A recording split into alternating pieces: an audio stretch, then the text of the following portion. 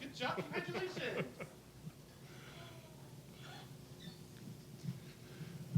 Really happy to come after those two strong infants. Stay with me.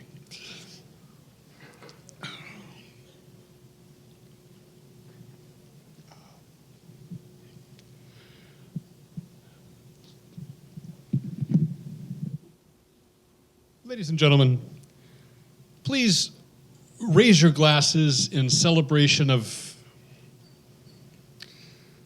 Wait. No, you shouldn't raise your glasses for this. It doesn't feel appropriate. Put them back down. Or you know what? Raise them, but do it solemnly.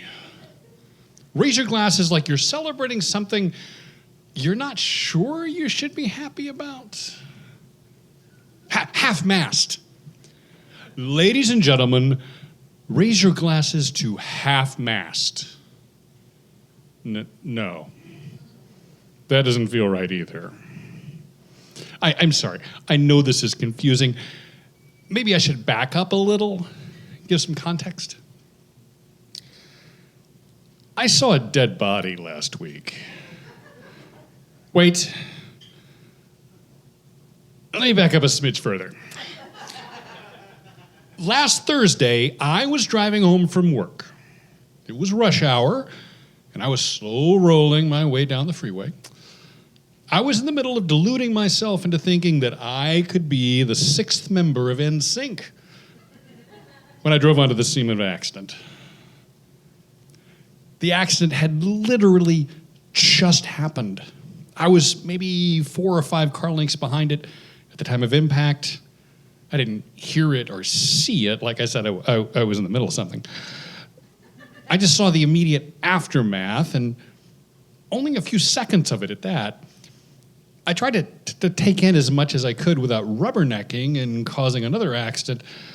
So what I did see was in stolen and quick glimpses. The worst of it seemed to involve 2 motorcycles. There were other cars already parked on the shoulder, but I didn't see any noticeable damage on any of them. The motorcycles, on the other hand, were fucked. They were lying in a heap together, and both were on fire. 30 yards past the mangled motorcycles, I saw a guy in a red t-shirt running down the shoulder of the freeway. He was running towards the bikes and towards one of the motorcycle riders lying motionless in the middle of the exit ramp. My first thought was that the rider was dead. Dead people are renowned for not moving, and this guy was fantastic at that. There were other people already out of their cars and huddled on the shoulder. All of them can see the rider, but no one was rushing over to help him. That made me think he had laid down there just as I rolled up, probably after stumbling away from the burning motorcycles. I was starting to think he wasn't dead. Having a shitty day, sure, but dead? I started building a mental catalog of good and bad signs. It was rush hour traffic. No one was moving faster than 5 or 10 miles an hour at the time they wrecked. That's a good sign. But then again, 5 to 10 miles an hour is still pretty fucking fast when you don't have the luxury of like a metal cocoon separating you from the concrete. That was a bad sign. The people huddled on the shoulder didn't seem hysterical. I think I remember reading somewhere that corpses can often make people feel uncomfortable, sometimes even emotional. The people I saw seemed frazzled and annoyed at most. This was a good sign.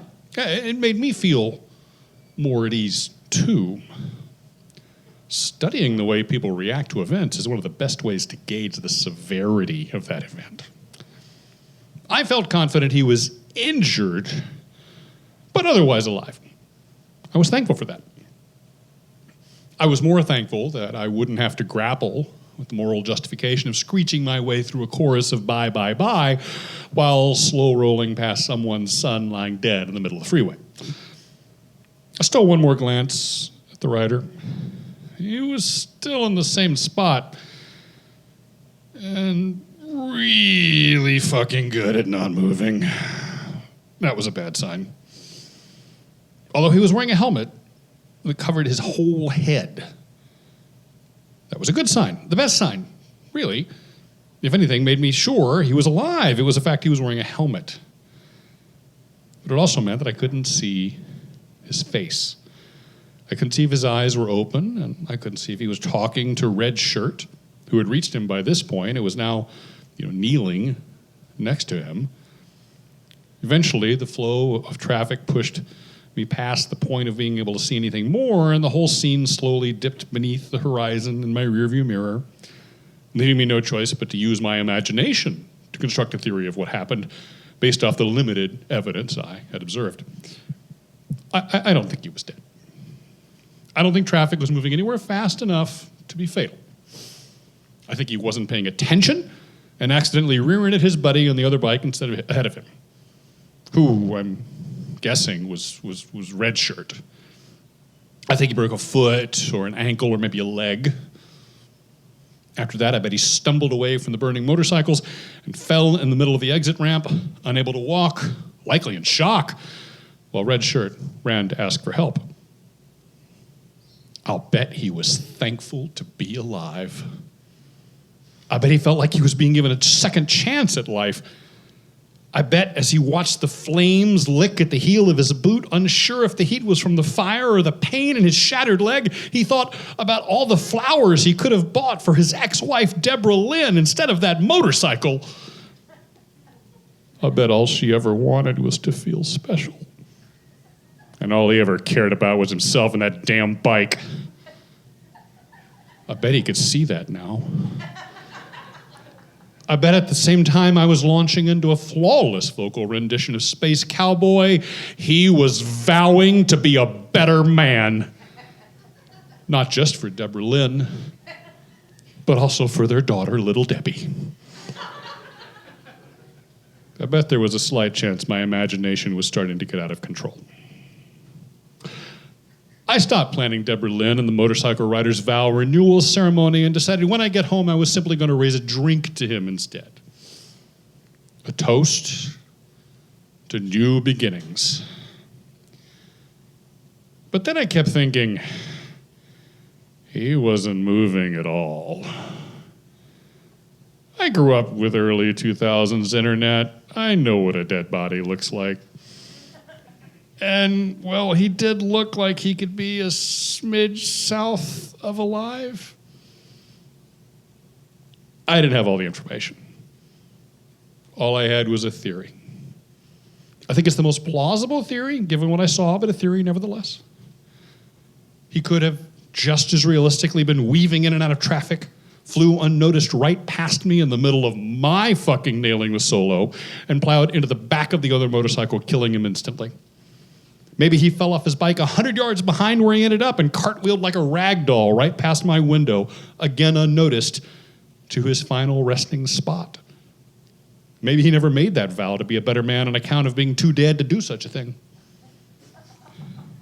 Maybe Deborah Lynn never got those makeup flowers. Maybe little Debbie never saw her paw again. The more I thought about it, the more I felt like raising a glass to honor a life taken too soon. Which is when I realized I was in a classic Schrödinger situation. I was Schrödinger. The motorcycle rider was the cat. The ever-growing distance between me and the scene of the accident was the box, and the rider was doomed to exist as both alive and dead until I'm able to observe the outcome of the wreck. So I looked and looked. I searched every local news website for mention of a motorcycle accident on the freeway I was on. I found nothing. I searched TransStar accident reports, maps, and trackers. I found nothing. I looked up HPD accident reports. I found nothing. I knew I couldn't find anything because he probably wasn't dead. But probably is not certainly. There's no outcome to observe, so from a scientific standpoint, I'm unable to draw a conclusion. According to Schrödinger's theory, from my perspective, that writer survived and died that day. So how do you toast to new beginnings and a life lost at the same time? Half-mast? No. Maybe you can't. Maybe there's nothing to toast in this story, except, well,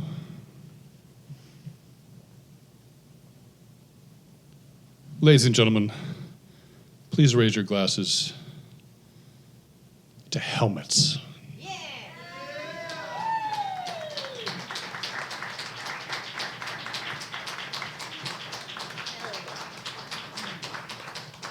All right, give it up for Chet. Oh, I wonder what happened to little Debbie. You know, at last I heard her mama spent every last dime she had to buy her a red dancing dress. It was red, velvet trim and it fitted good. Standing back through the looking glass, there stood a woman where a half-grown kid have stood. Here's your one chance, fancy doll. Let me know what. Okay. All right, that was my segue moment. Moving right along. Y'all know that's fancy, right? Okay, get it? Because little Debbie, the dad died in the motorcycle crash. Maybe I also have a thing with the cat. I don't even know what Schrödinger's is. What is Schrödinger's? Does anybody know? Am I the only one who doesn't know? I am a pretty face, so you know what they say. Okay, well, I'll Google that. Thanks for the help, audience. Moving right along. This is our final story for the evening. Oh, I know, but it's been wonderful so far. I've really enjoyed my time here. You guys have been great. Let's move it right along for story number 8888. Ready to Run. Written by Zach McKenzie and read by Matt Luss. Give it up for Matt.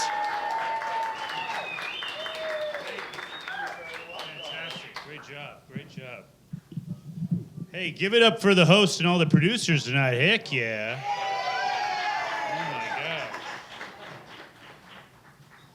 Let's see here.